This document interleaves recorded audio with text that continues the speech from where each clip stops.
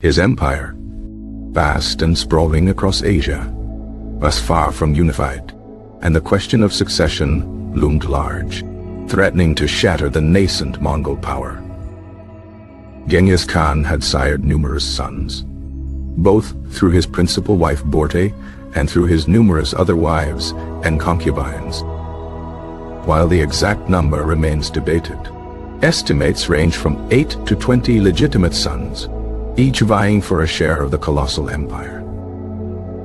However, it was his four most influential sons, Jochi, Chagatai, Ögedei, and Kuye, who would ultimately shape the early years of succession and the future of the Mongol conquests. Jochi, the eldest son, presented a particularly complex situation. He was born before Genghis Khan's formal ascent to power, and his mother was not Borte, a detail that cast a shadow of doubt on his legitimacy in some circles.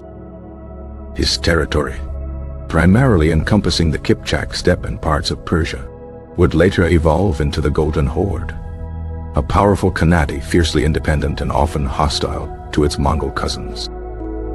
Chagatai, known for his ruthless efficiency and adherence to Genghis Khan's legal code, the Yasa, inherited the lands east of the Yenisei River, a region known for its rugged terrain and fierce inhabitants. His Khanate became a bastion of Mongol tradition and a crucial link between the Mongol heartland and the Far Eastern conquest. Ögedei, favored by Genghis Khan and considered a capable military leader, was formally proclaimed as the new Great Khan in 1229 at the Kurultai, a Mongol assembly of chieftains and nobles. His succession, though initially contested by some, marked a period of relative stability and continued expansion as he consolidated Mongol power and directed campaigns against the Jin dynasty in China and Russia. However, Ögedei's reign was also marked by extravagance and internal conflicts, as his court became increasingly decadent and factions vied for power. Kuye, the youngest of the four, received the land south of the Yenisei River and was initially considered less powerful than his brothers. However, he proved to be a shrewd negotiator and skilled diplomat, playing a crucial role in maintaining alliances and managing relations with neighboring tribes. Upon his death, in 1233, his territories were divided among his sons, further complicating the already intricate web of Mongol inheritance.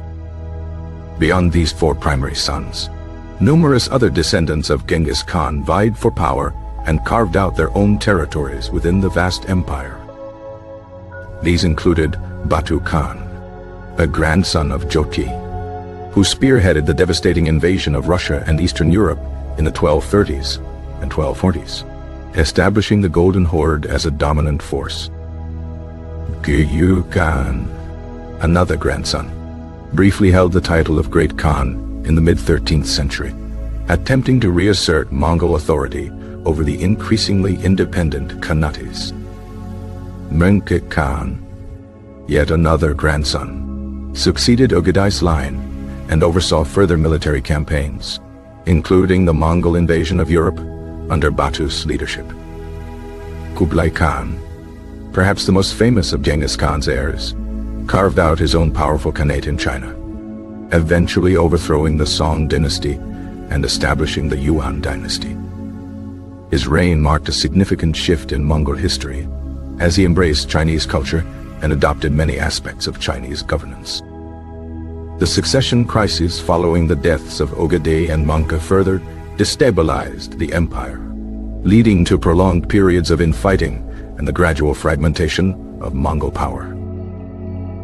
The election of a Great Khan required a Kurultai, a gathering of Mongol chieftains, but these assemblies often became arenas for political maneuvering and factional disputes.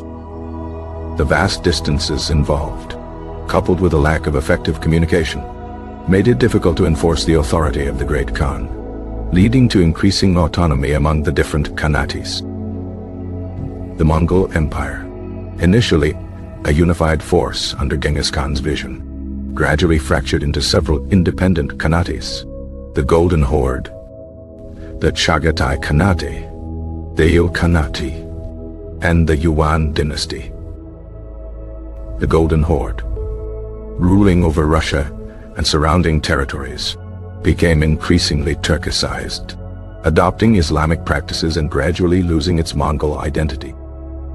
The Chagatai Khanate, characterized by its rugged terrain and frequent internal conflicts, struggled to maintain stability and eventually fragmented into smaller successor states.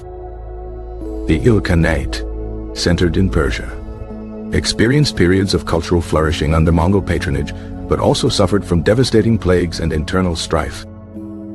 The Yuan dynasty, ruled by Kublai Khan and his successors, ultimately succumbed to internal rebellions and Chinese resentment, collapsing in 1368.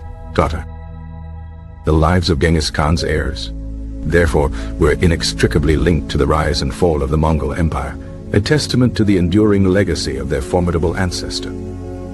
Their ambitions, conflicts, and legacies shaped the political landscape of Asia and Europe for centuries to come, leaving an indelible mark on the course of world history.